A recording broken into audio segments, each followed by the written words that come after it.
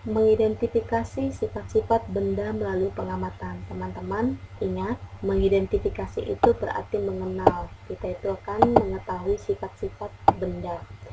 Nah, seperti yang sudah dijelaskan sebelumnya, benda itu ada 3 jenis. Benda padat, benda cair, dan benda gas. Ini merupakan wujud benda ya. Ayo ingat kembali mengenai keragaman benda. Ada bentuk benda yang dapat berubah, dan tidak berubah. Maksudnya, dapat berubah ini ketika diberi suatu perlakuan. Contoh, kita potong, kita tekan, kita sobek. Nah, itu sebuah perlakuan. Dan tidak berubah. Tidak berubah ini maksudnya ketika kita pindahkan, dia tetap seperti itu. Kita tekan juga tetap seperti itu. Jadi, untuk perlakuan tertentu dia akan tetap dan tidak berubah. Bentuk benda yang dapat berubah misalnya air. Nah, teman-teman, ketika kita menuangkan air ke botol ini, bentuk air itu akan seperti di botol ini.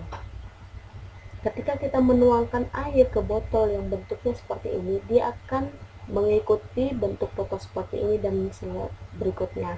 Itu artinya air itu bentuknya mengikuti wadahnya.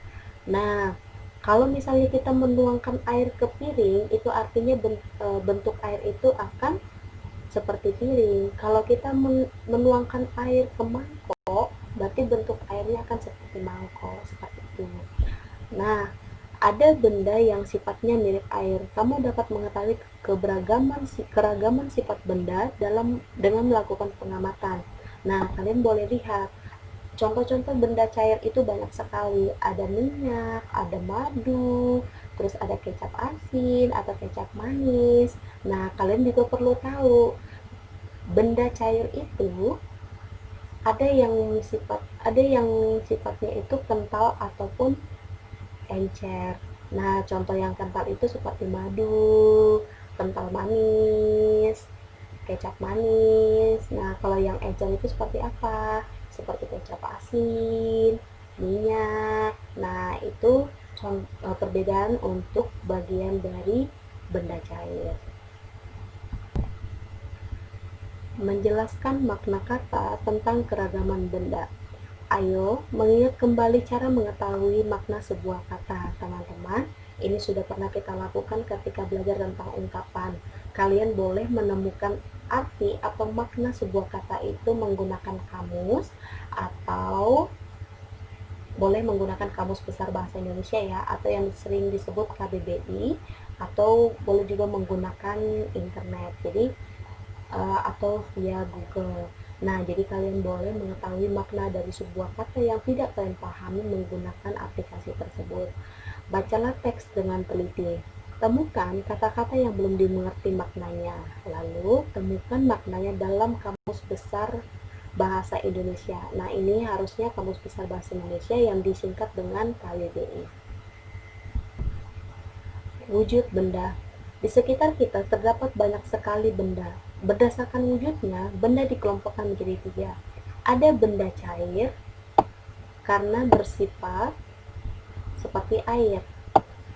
Bentuk benda cair menyesuaikan bentuk wadahnya. Contoh, kecap, minyak goreng, dan sampo.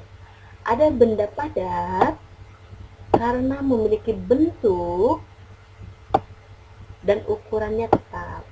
Nah, benda padat berubah bentuk jika mendapatkan perlakuan tertentu. Yang tadi sudah dijelaskan.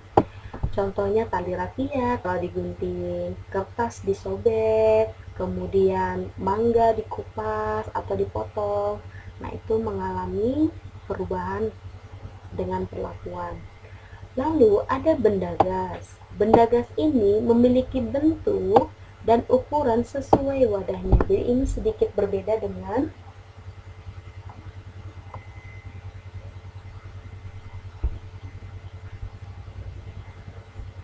contohnya gas pada balon dan udara dalam ban. Nah, teman-teman, ketika kita meniup balon, maka udara atau gas yang ada di dalam balon tersebut akan mengikuti bentuk dan ukurannya. Kalau balon yang kita tiup itu kecil, maka ukuran dan bentuknya akan kecil. Kalau misalnya balon yang kita tiup itu ukurannya sedang, sama ataupun besar, begitu juga. Nah, sama dengan udara dalam ban. Nah, teman-teman mungkin punya sepeda atau memiliki sepeda motor di rumah. Nah, kalian boleh lihat ada bannya. Nah, bannya itu terdapat gas di dalamnya.